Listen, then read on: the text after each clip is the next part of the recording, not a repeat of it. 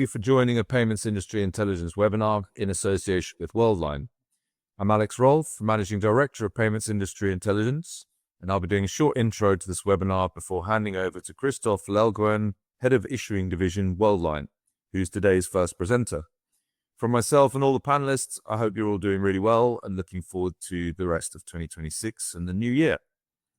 Just a couple of housekeeping items before we get started, please. Firstly, this is a live event and we will have a short Q&A session at the end. However, please do feel free to send your questions in as we go along. If your question relates to a specific topic or speaker, if you could just make a note of that in the question so that we can quickly reference back whilst we're answering it. Secondly, yes, the event is being recorded, so you can review at your leisure or share with your colleagues after the event closes. And finally, we do have a few surveys as we progress through the webinar, and as we go along, your timely response would be greatly valued. And the purpose of those polls is to create some content at the end of the webinar, and that content will also be shared with you. So that's me done for the time being. I'd now like to introduce Christophe Lelgoen from Worldline Global, who'll take it from here. Thanks, Christophe. Welcome. Thank you, Alex, and good afternoon to all. Thank you for joining this webinar. And let's start maybe with some business insight from my side. So, working at Worldline on the issuing services that we are delivering toward our customer, and was willing to introduce to you the card rail, and that a lot of people are considering as a dying rail, but it's far to be the case, and it's some insight that I want to share with you today. So why people are stating that this card rail and the card is dying, because the perception is that it's old tech, which is true, but there is most of the time mistaken with the obsolescence. Margin is under pressure, that's true, but this does not mean that the business itself is declining. I think that the cards is also on their way to evolve and to make them invisible, being embedded in the wallet. Most of the wallet are still using the card in the backstage. And despite the load lobbying on the account-to-account and instant payment, that there is still a lot of use cases that are well covered by the card rail, and even more broadly than other payment means today available on the market. So, are the card despairing with all the new way of pace? Not fully. So, as stated, the cards are not dying and they are going digital, meaning that most of the rate and the phone payment are still relying on card rail. Just have a look on Google Pay and Apple Pay. They are easily relying on the card. So the card is losing its plastic, but it's not losing its purpose. And we can really wonder why the card are still matter when we have all those payment means with instant payment, with all those P2P wallet, with the introduction of cryptocurrency, with stable coins and so on and so forth. To state the obvious, cards are just working everywhere at any time, meaning that it's something that is well known from the consumer, that is fast, secure, trusted, and you know that you are protected if something is going wrong, meaning that there is all the mechanism in the backstage to manage to dispute a transaction if something is going wrong. You have most of the time insurance embedded attached to your card that will also secure the transaction and the purpose of the buy you made with your card. So this make the card offering still unique and strong toward the market, and leads to this resistance of the card rail, the cards, despite the introduction and the increase of competition or competitive rails that are offered to the end consumer on the market. So how the bank and the issuer can ensure to keeping up on the card. So it's to have this evolution of the card that will make the payment invisible, meaning that we can ease the life, or the bank could ease the life of the end consumer, making the payment simple, safe, and smart. And that's why the card rail and the issuers and us as issuing providing solution for issuers, having cloud-based issuing solution with the ability to proceed with instant digitalization of the card, leading to seamless wallet integration are key to make the card at the edge or at par with all the modern tech stack developed for other payment lanes. So the card rail is also able to evolve in that direction and to bring more digitalization and seamless digital journey toward the end consumer that keep nonetheless the card at the edge of the rest of the payment mean. So if we are trying to get a look in the years to come, how the future will look like with all those payment means. I think that it's an important point to state is that it's not the card versus the rest. It will be the card and the rest, meaning that the future will be for sure multi-rail, meaning that the consumer will choose what is the easiest and most trusted payment mean depending on the context. And for sure, card will remain part of this mix. It's a given, and it will be a cohabitation between all those payment means based on the purpose of the buying and the purpose of the usage. So despite the fact that the payment world is changing fast, the trust and simplicity will always win. And I think that the cards are really evolving in that direction, and the cards are really able to deliver both, meaning that card will remain part and a big part, a big portion of this payment mix or payment mean mix that we will face and will be even increased over the next year. So that was in nutshell the main item that I was willing to share with you. That to show that could be counterintuitive that card is the old-fashioned way of paying, but really there is still a long way to go before having the card ready dropping, and they will be still in the fight for usage of in terms of payment mean for the years to come. I will now give the floor to Peter to approach you on this webinar and introduce us to the next item. Peter, the floor is yours. Hello, everyone, and good afternoon. I'm going to spend 10 minutes trying to stimulate you, trying to get some good questions, which you're going to deliver in the follow-up session. I've chosen to talk about, I guess, the challenges that I think that the card issuer business is facing, and I've used the word sort of what are the drivers for change? What are their impacts, and what sort of opportunities do they deliver? So let's have a look at my first slide. Let's see what we've got here. What I've done here is just to list 4 very key ones, which are sort of fairly high level. And the first of those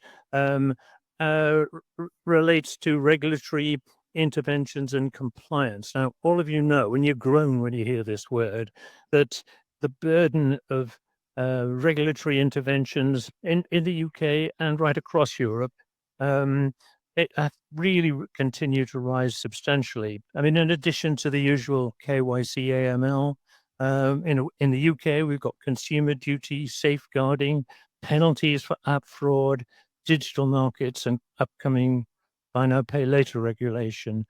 And I think all this increase in compliance, it adds to complexity. It makes development more complex. And of course, there's penalties to pay out. What action can you take as an issuer? It's business as usual. And it's been business as usual, certainly for the last 20, 30 years. All I think we can say to you is try and be first to market, leverage some of these regulations where you can to improve customer service, try and win some new relationships and revenues, keep your fingers crossed that you'll get it all done. So that one is probably one of the most difficult drivers to address. But the next one, which is risks of change, has a sort of link with regulation. The central banks in UK and across the EU have really gone to DORA, as we all say. And the sort of regulations they've introduced have some quite nasty penalties attached to them if, in fact, you don't follow the rules about letting them know and keeping them up to date on change. And there's the risk of financial sanctions. You could lose your license, increased cost of change, trying to meet what they want, and of course, keeping them informed. I think an awful lot of people who are taking major change, new platforms, new suppliers, new relationships, which maybe are partners that they're going to work with, we think it's lowering risk appetite. And to some extent, I guess you've got to accept this. Our advice is these days, don't go big bang. Incremental change, keep your risk down, keep the regulators happy, and for goodness sake, don't make mistakes. The third one is the one that's, for all of us, really difficult to get hold of. Technology change. We've heard of all of these: agentic payments, e-wallets, stable coins, embedded finance, and even telemetry. Look it up and you'll see that's on the list of change. It makes managing the product portfolio very difficult. And of course, there's the issue of trying to get new ideas and concepts into the platforms. Not really very many solutions for this one, but quite a few people say, if I can't do it myself, if I can't keep up, are there partnerships, alliances? Can I even M&A someone to give me what I want to be in there, up to date on the technology? And then I think the last one, which is really more a banking issue, but if we look at the neobanks and the fintechs, we've had 10 years of evolution from specialization, FX, cross-border payments, to full banking. And the bigger banks have tried to produce copycat products, and most of them have failed. What do? Do you accept it, that you're going to be gradually eroded by the Revoluts, the Monzos, and the Wises, or do you start again? Do you buy a fintech, or do you find some partner who can help you get on your way? So that's the first four. And of those four, I'd say the risk of change, probably the most important. So my last four, no more than another four. The first one really is the extent to which our issuer processing business has got some old in-house and external monolithic legacy platforms. Some of them developed in the 90s, some even in the 80s, and they've been patched and mended and become very, very complex and very difficult. So when it comes to innovation, particularly with debit, it creates long development lead times and very high cost of support. Getting out of this trap is very difficult. I think that all you can do is look around in the market. If you're going to go outside, either for SaaS license type software providers, or find a big processor who's got a new architecture, new design, and see whether they can come up with a plan to deliver a new processing architecture. Second point, high cost of service delivery. I think this has been, Christoph touched on this, but if you look at your costs, card scheme costs have gone up, capped if has dropped, and many of the processing contracts, internal and external contracts, are long-term. Costs have gone up over time, and there's been a gradual erosion of issuer business margins and funds for investment. This was really difficult, but it's got to come from the top. And if you don't get someone owning productivity and cutting costs, you really aren't going to see profits rising. Third one, resilience and business continuity. We see out there, particularly in the third-party providers, quite a bit of downtime, still problems with new releases, lack of dual sourcing, poor contract SLAs, all sorts of things. And, if you get these events happening, it's poor customer service, deadlines are missed, and worst of all, you get a regulatory referral to the central bank, and once that happens, you're on the watch list. I couldn't stress how important it is to keep on top of your suppliers. Make sure, if you can, if you've got two portfolios, think about dual sourcing, but it's really tightening up on the performance level of your third-party suppliers. Now, the last one, which is very topical, I guess, it's the issue of sovereignty and ownership. And I think if you're looking at suppliers of services, you have to think carefully, have they got an off switch? Could they be unfriendly? Could your service or brands suddenly find that they don't operate? And our view is that if you're not on soil and you're an external supplier, it may be you're not going to be a long-term partner.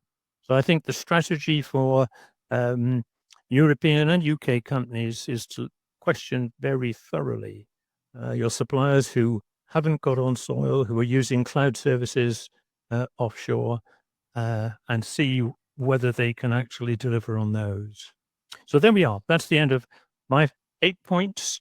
And of this session, I'd say the legacy architectures is probably one of the most important. So there we are. That's my session. Let me hand over to the next speaker. Thank you, Peter. Thank you. Are you able to just move the slide on? Lovely. Thanks, Peter. So good afternoon, potentially also, good evening, good morning to some of our friends joining us today for what I think has been a great conversation so far. Good to hear Christoph's confidence in terms of the role of the card. Great to hear Peter's perspectives in terms of some of the challenges and opportunities we have to respond to change and the evolution of card issuing. My name's Gareth Wilson. I have the privilege of being the global banking industry leader for Capgemini. At Capgemini, we work with many of our banking clients on this topic. Digital transformation, the evolution of their banking related businesses, and cards issuing obviously plays a key part on that agenda. So let me try and pull together some of the threads that we've had from Christoph and some of those opportunities and priorities from Peter to give a sense in terms of the banking perspective. And I think just to reinforce Christoph a little bit, I think the banks continue to see the card as a fundamental element of their products and services. I think cards continue to be a driver of revenue. We've talked about the margin compression. Cards continue to be a key element of customer loyalty. And we'll talk about customer and the relationships that banks are looking to drive and maintain and grow. Again, sort of increasing customer and consumer expectations. Peter talked about the role of fintech and the competition that's coming. Christoph very clearly made reference to some of the instant payments, crypto, account-to-account propositions that are available to consumers. So it's really important that the role of the card is relevant in that customer experience, but also the loyalty propositions. Loyalty is a key part of the card experience, and how can we ensure as banks that that's a material part of the relationship? And then the other aspect that banks view as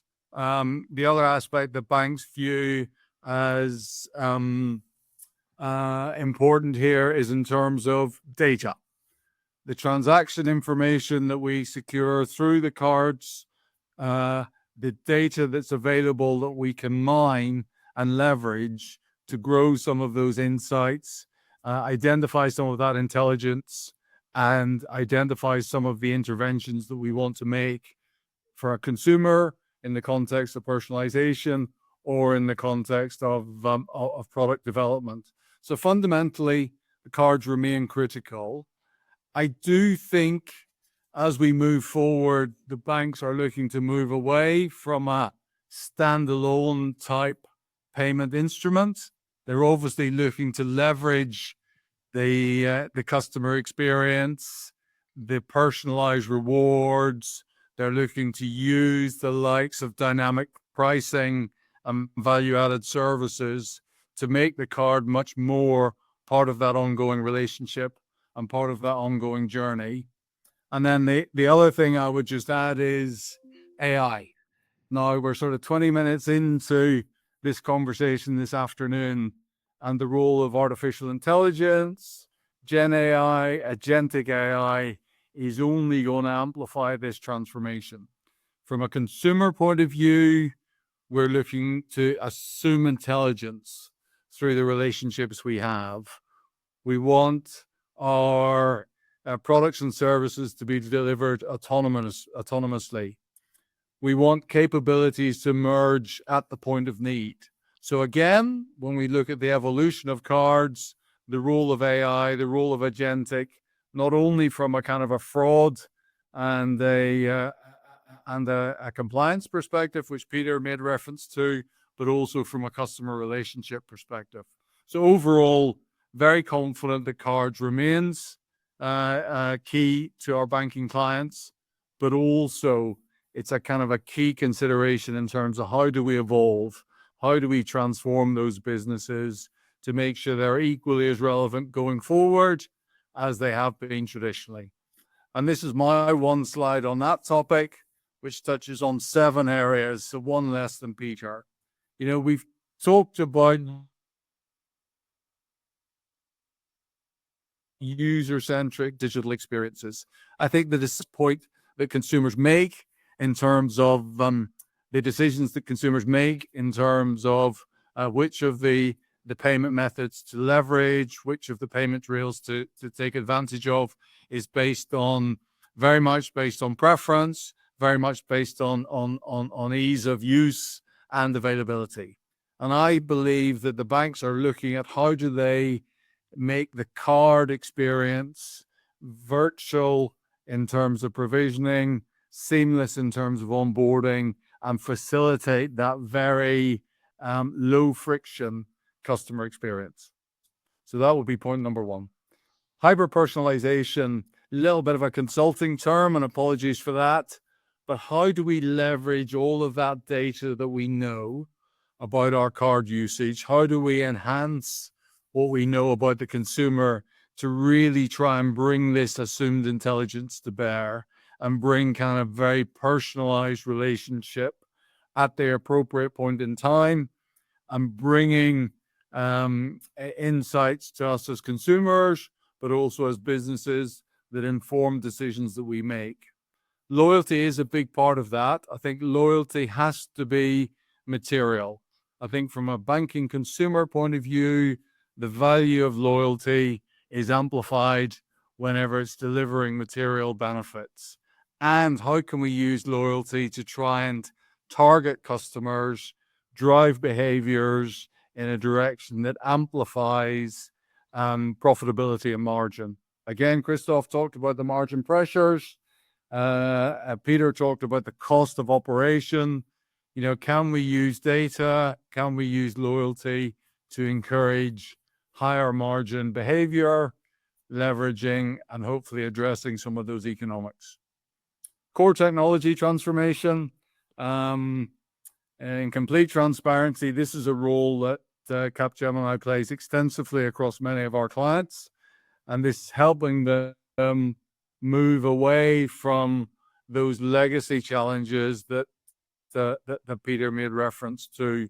You know, the speed of change, the complexity of change, the time and effort to develop new products and services, and to reduce the time to market. So organizations are very clearly looking at how can they leverage some more modern technology? How can they use the likes of microservices and APIs to connect into the broader ecosystem? Again, another consulting term, but how can we take advantage of some of that innovation, Peter, we're seeing from fintechs?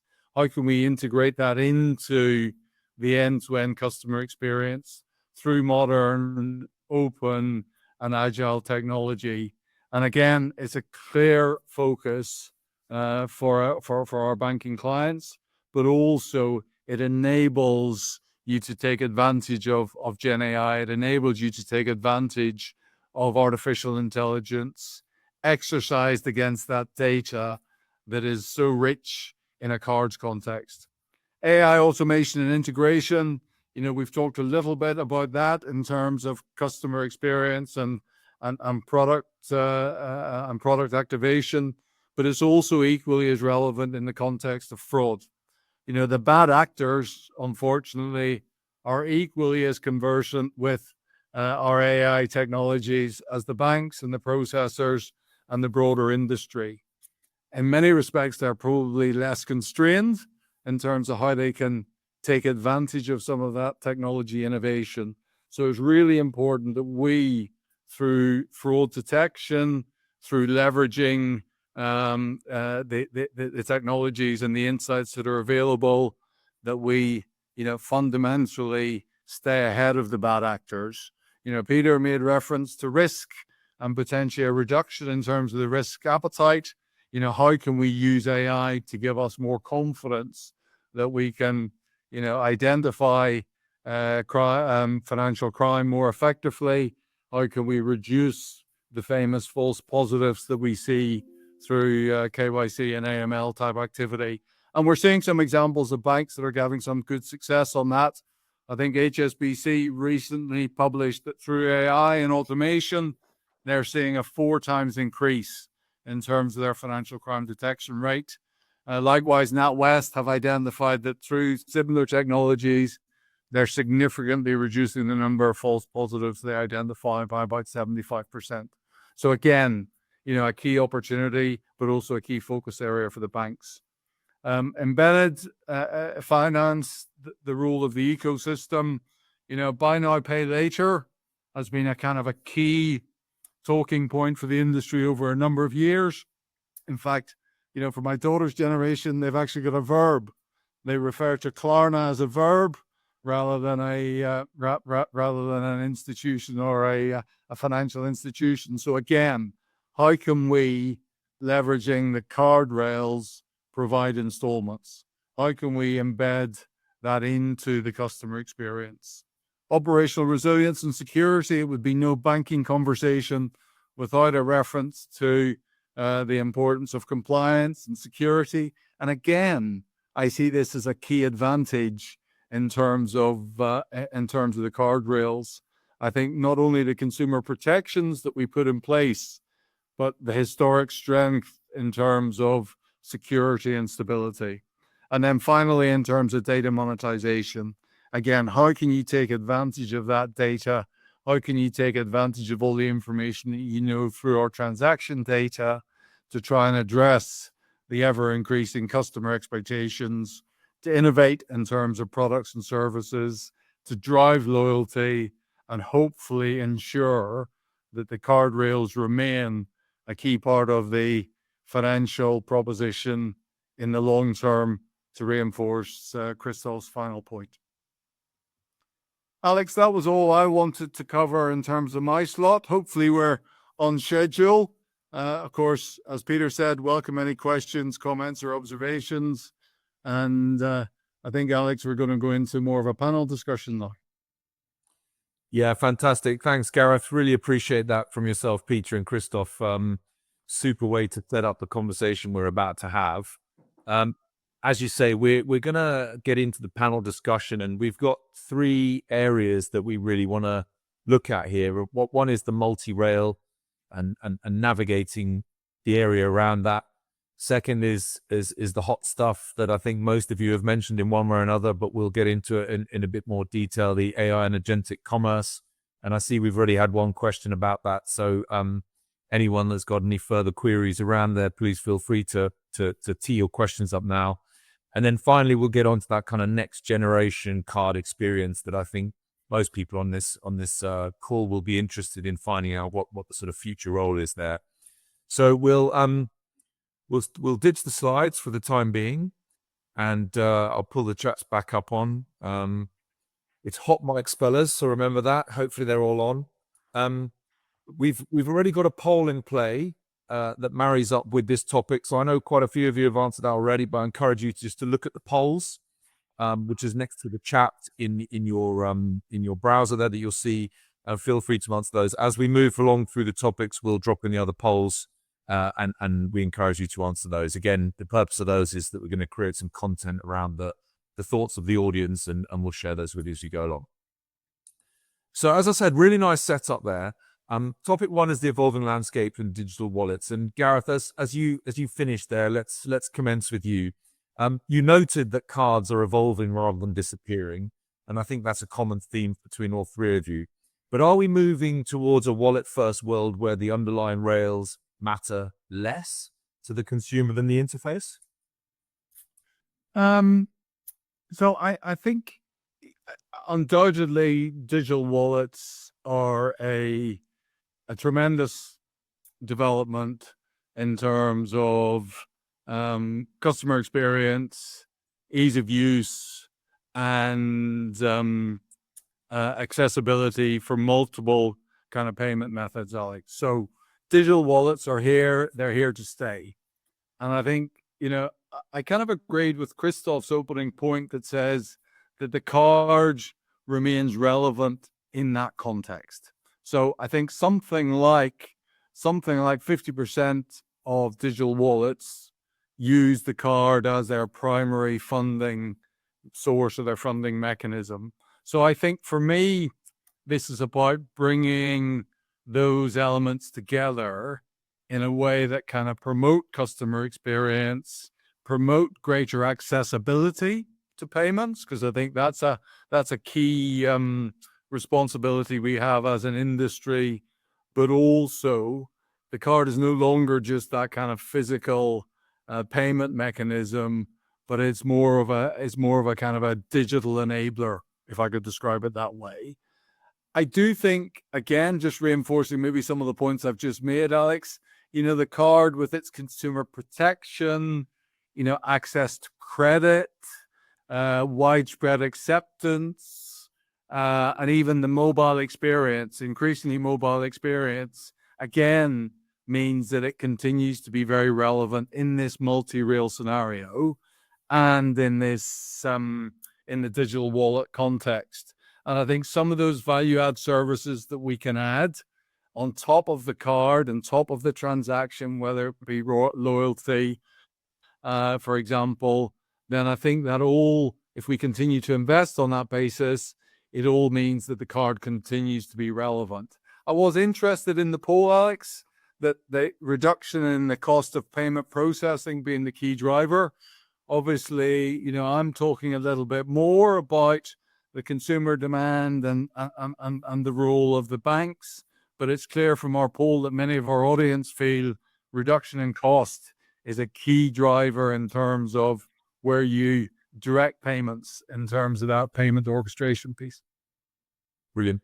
Thanks, Gareth, and thanks for making a highlight of what's going on in the poll there. I think that's quite interesting, but perhaps comes back to the economics that Peter was talking to. So, Christoph, let's turn to you, please. I believe you said that cards are losing their plastic, but not losing their purpose. So, how does Worldline technology ensure that a card remains the powerhouse inside these new digital wallets?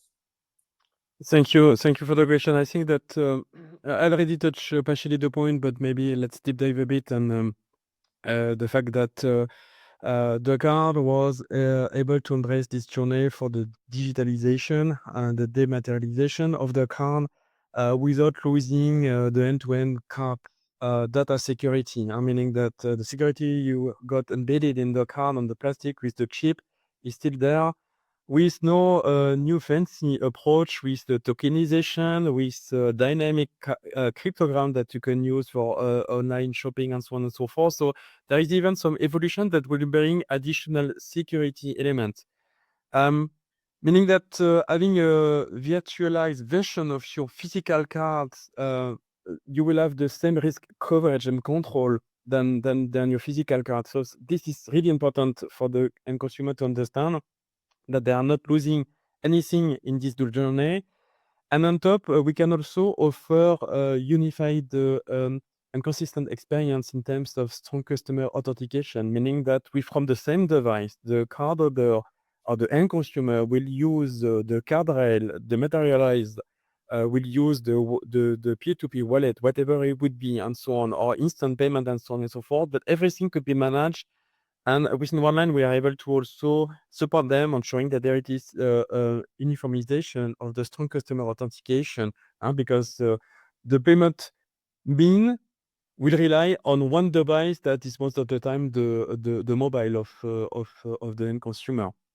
And what is remain also really relevant in this journey of the card losing the plastic is to keep the control, especially for online shopping and remote shopping, if I may say so, that there is this control and available from the cardholder, from the end consumer, to have this card-centric control to control the limit, put restriction, activate or deactivate contactless payment, and so on and so forth. So this is really, really key.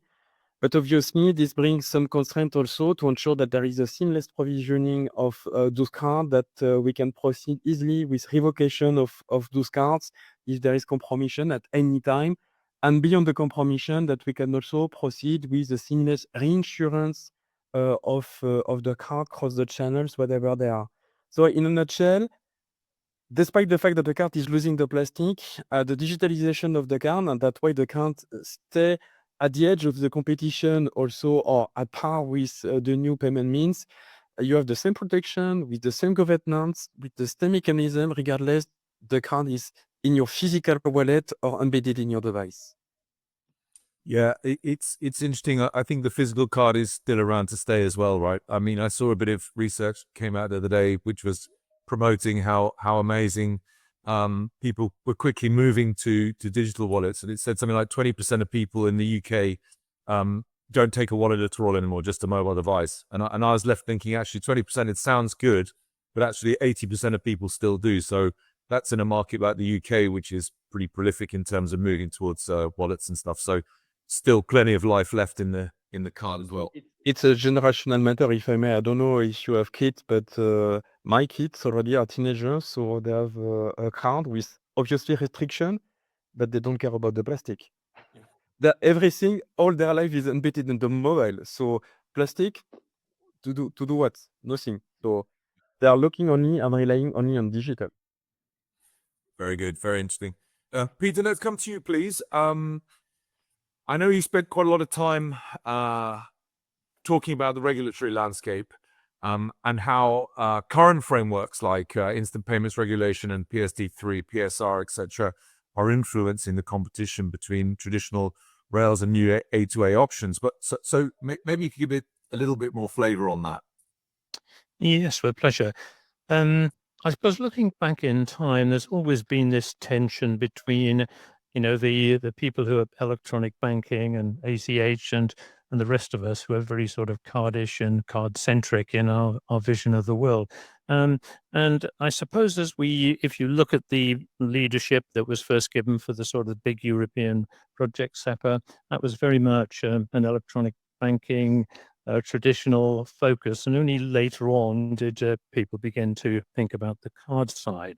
And I suppose the tensions that are gradually disappearing have been through the 20, 30 year very sort of consumer focused cards business with loads and loads of redress which have been built in for ages, and the difficulty that for a period that occurred, which was that the recognition that if you're going to bring faster payments or the equivalent down to the retail point of sale or use it online, you've really got to think about the infrastructure within which it runs.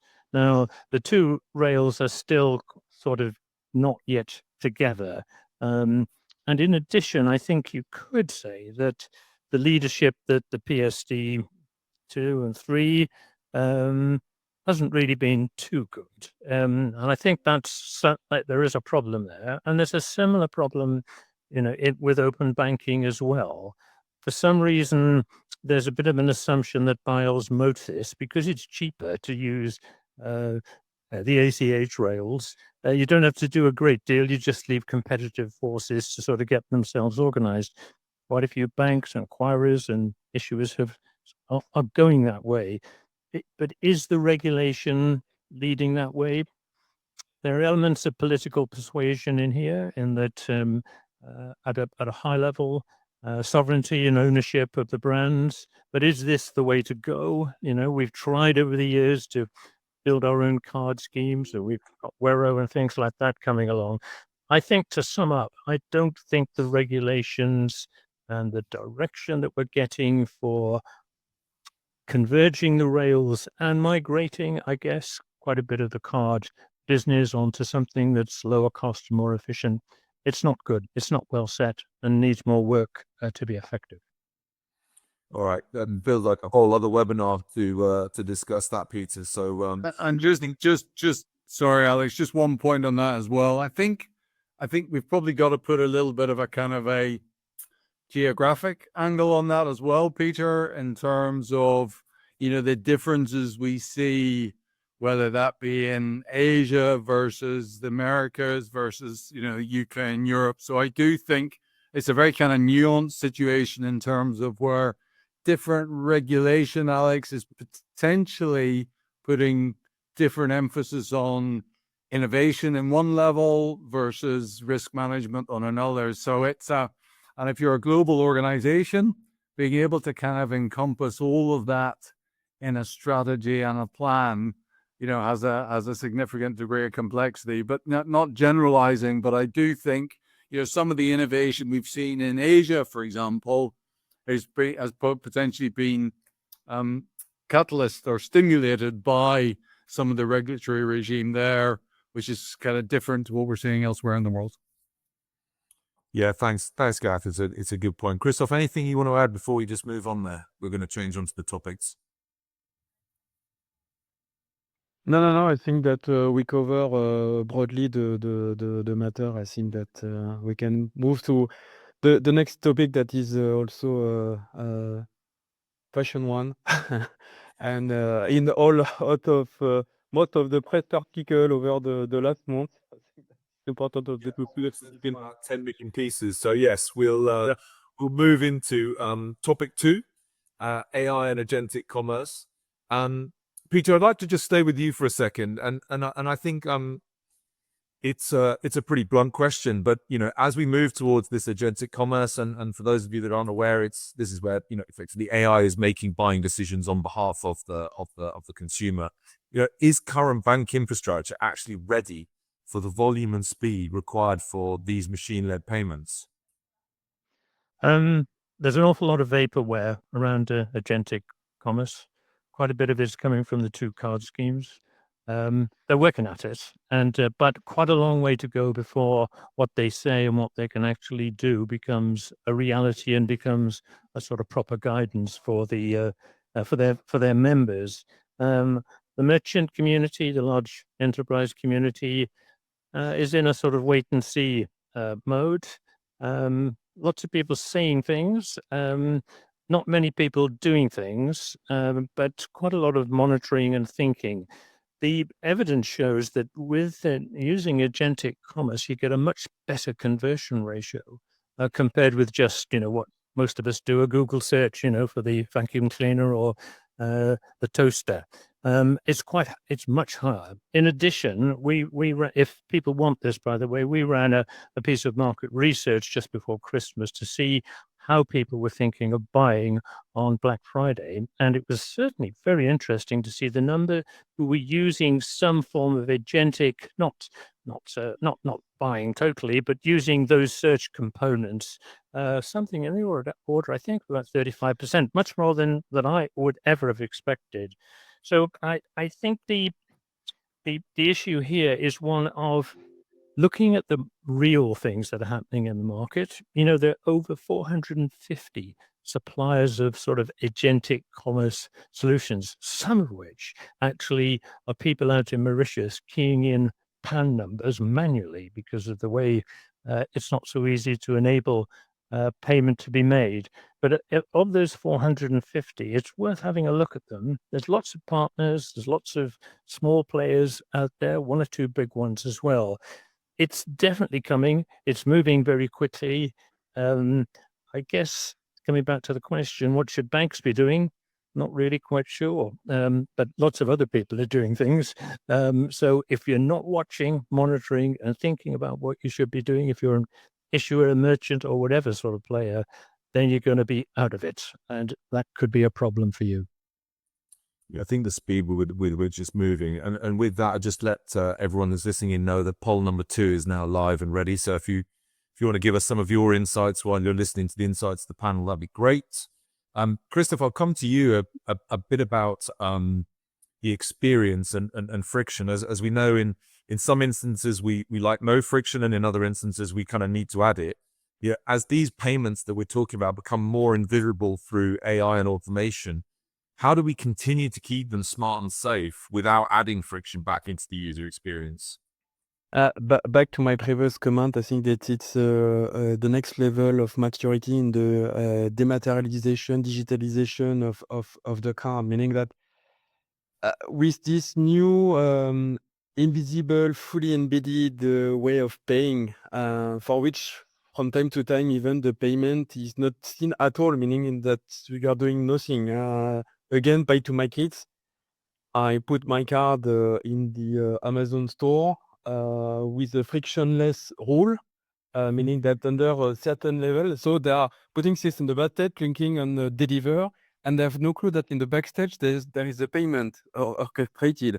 And this is the risk also that this agentic AI will also bring in, meaning that what will be crucial there is also to have the control on the risk, that we can have a light touch mechanism for low risk, but the ability to reroute whatever will be the way to reroute for a high risk transaction. That will be the balance to be found in as it's today, for example, with what has been introduced, and sorry to be back to regulation with PSD2 and so on and so forth, and to come and ring fence maybe with PSD3, to have also this ability and to offer the ability to the end consumer to offer the control on the friction or the frictionless mechanism when using his payment means. And this will be crucial there in this evolving world of agentic AI, of automatic agent that will bring in. It's already there today because there is nothing new, but this will be increased, and the risk exposure will be increased by having those agents, even if they are used the tokenization of your card and so on. At certain stage, the banks, the issuers, and ultimately, obviously, the end consumer need to keep the control, to say stop, to block, or to the other way around, to over the time, getting the return of experience, give more flexibility in the way to use those type of agent. All along what Peter was just stating, that the fact that, okay, maybe for the time being, there is a lack of maturity around this agent. We have also counterexample of bad usage of agent, of people relying fully on them to book their next vacations, and they were blocked at the airports because there were some pieces missing there in the way to orchestrate the holidays. But I think that that will be super key, that there is this framework and this tools that will be made available for the end consumer to have the full control on those automation and automated agent working in the backstage for us to ease our life. So you're excited by it, Christoph? It's a new an evolution, I would say natural evolution. I'm the first using, Peter was mentioning the usage of AI during Black Friday. I'm the first one using it also to help me in selecting the best product with the best price and so on and so forth. I did not yet move forward in also doing the delegation to the agent of the payment TDN. But for what is just before the payment, I relying a lot on AI, especially when the offering is quite wide, and you need to get the best compromise or the best deal. AI, it's a beautiful tool, if I may call it as it is for me, a tool. Excellent. Thanks, Christoph. So, Gareth, that was all the good and fun stuff about agentic AI and commerce. And I'm going to talk to you a bit about fraud, but I'm also going to try and integrate this question from Peter in the audience who says, you know, agentic AI is seeing some more reports that this risks becoming a self-inflicted DDoS attack. Now, with that in mind, I'd always sort of bring into play that AI is a major driver in fraud management. But where are you seeing, from your perspective in the market, that the most innovative banks in Europe using agentic AI to stay ahead of increasingly sophisticated financial crime? So we've had the good stuff from Christoph, obviously, and there's bad stuff. Typically with the payments industry, you get a great bit of technology advancement, and then the criminals start to figure out how best to use it against us, if you like. What are your thoughts there?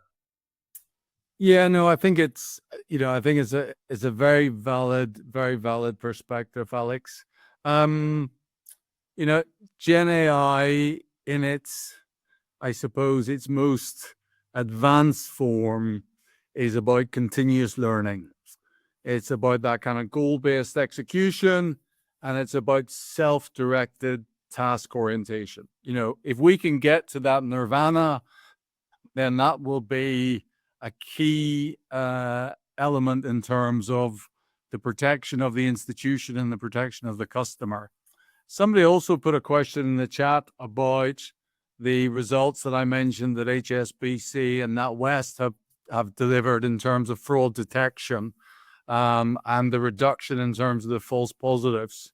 And I can't really be explicit in terms of the exact technologies they used, because obviously there's a degree of sensitivity there, but it's clear that they're looking at how do they leverage this technology in the context of know your customer, KYC, and the idea of perpetual KYC. So this is an ongoing dialogue rather than a kind of a one-off intervention. We're trying to move away from this kind of very much rules-based protection to more of a kind of a continuous or proactive fraud prevention.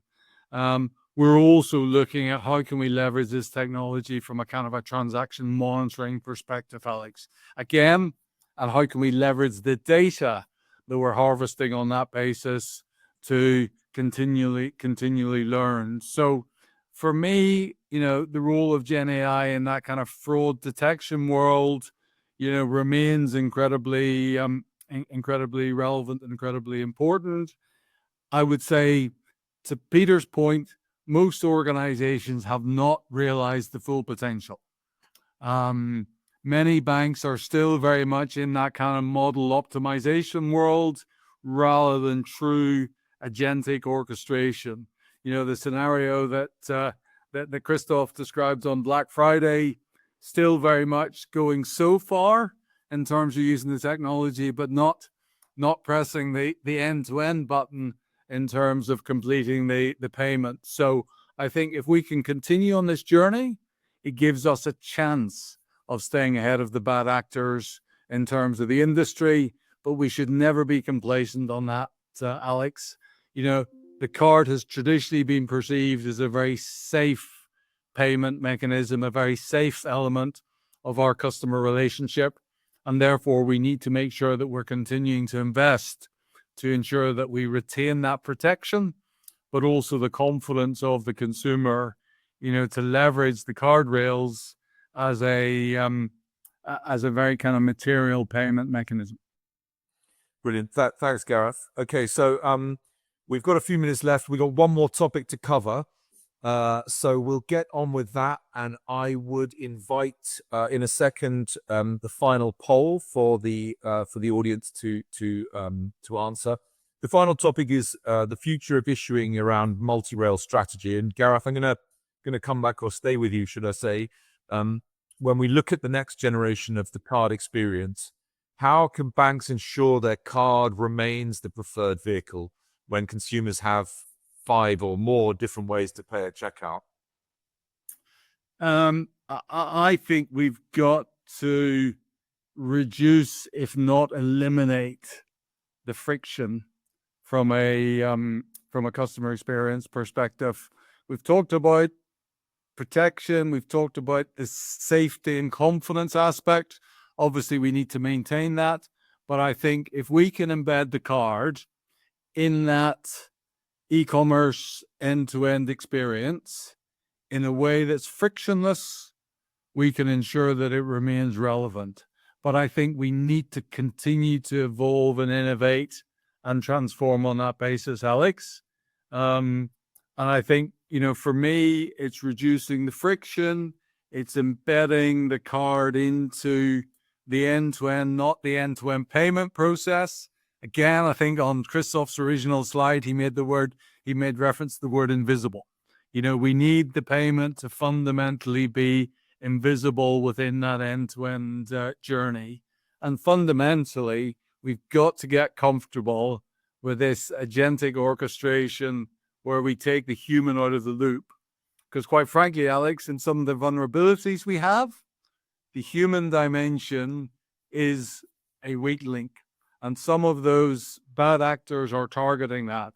So make it frictionless, maintain the safety and security, embed the card into the end-to-end customer journey, and let's ensure that we adopt agentic and realize its full potential. Thanks, Gareth. Okay, gonna just move on pretty quickly here just to make sure we stay within the time. But Peter, you've talked about some of the impacts on technology. From your perspective, for the card issuers that are listening in, and those that are stuck on legacy technology, what is the biggest risk of not modernizing their processing stack? Let's say within the next 2 years. I think you've got to remember that some of the card issuers who are stuck on legacy have got enormous portfolios. The risks of change and migration and the cost of doing it is very high. So it's, for some, it's not there's no easy path. I think you've just got to look around the market, see who's redeveloped and invested in rewriting their card issuer processing platforms, and certainly Worldline have done that, and one or two others have as well. But they're very few indeed. If you look at the licensed software sectors, the suppliers that are around, many of those haven't really invested in rewriting. They've changed some pieces, and then some of the other big processor players are still working away with their rewrites, working from the outside in, but core still remains batch and legacy, and very often 90s technology. So I think knowing what's happening in the market, having a good look at the architectures of the potential suppliers, could you do that and make a change in the next 2 years? I think you'd need to be a small issuer. Yes, of course you can. Anyone up to sort of, a small volume, let's say 40 or 50 million, maybe 40, 50,000, sorry, could do it. But I think anyone who's up in the millions, you've probably got a 3 to 5 year project there, and a very expensive one at that. So there's an awful lot of reasons not to do it. That's what I would say. But they really must, because 25-year-old, 30-year-old software isn't the way to look at what you're going to use for the next 5 years. Yeah, thanks, Peter. I think that's a good insight, actually, and you probably scared quite a few people on the call, but maybe for the best anyway. So, Christoph, it's serendipitous that you get to have the final say here. I think that you guys advocate for the multi-rail future. So, how did the modern cloud-based issuing platform allow a bank to be rail agnostic while still maintaining that global trust that cards are known for? So I think that Peter already touched partially the point, meaning that we work heavily on having a cloud agnostic solution that will be API driven, that will also allow us to connect the dots and bridge with other payment rail, meaning that we have initiative now launch for the one not living on continental Europe with Wero, where we are also bridging Wero solution with the card rail, and because there is also a lot of benefit by making synergies on the way to tackle the post-transaction life cycle, meaning the dispute management, for example. At the end, you are addressing exactly the same end consumer than the one holding the old-fashioned card in the wallet. It's the same end consumer, and there is a lot of synergies also for the banks to have the ability to bridge that. And having I would say modern stack would allow those type of connections. And later on, we will talk maybe in 1 year or 2 years from now about the stable coin or other cryptocurrency that will be also part of the panel of payment means that will be made available and will extend across the solution. And I want to use the opportunity as last closing to bridge with a question in the chat about are the plastic lost forever? I think that would be a perfect conclusion for that. I would say no, because there is nonetheless use cases where the card will remain fundamental. There is another Garrett, not the one online there, that bring me a story a couple of months ago about a journey in the Eurostar going to Paris from London. Without connection, he was willing to pay his coffee, and the guy in front of him was willing to use his Apple Pay. No connection, no Apple Pay working. He was on the back and was able to pay his coffee because this Garrett got his plastic card in hands and were able to do an offline transaction. That's why there is still some use cases where the card will remain useful and are not, at least at this stage, fully lost in translation. Brilliant. Thanks, Christoph. Great way to wrap up there. And we actually didn't get an opportunity to go through all of these questions, but in fact, we've integrated them into the answers that we gave anyway. So to Peter, to Gareth, to Christoph, thank you so much for joining me today. A very interesting dynamic conversation around the future of issuing platforms. So thanks, guys. It's been a pleasure. Thanks, everyone. Thank you all. Thank you all. Take care. Bye.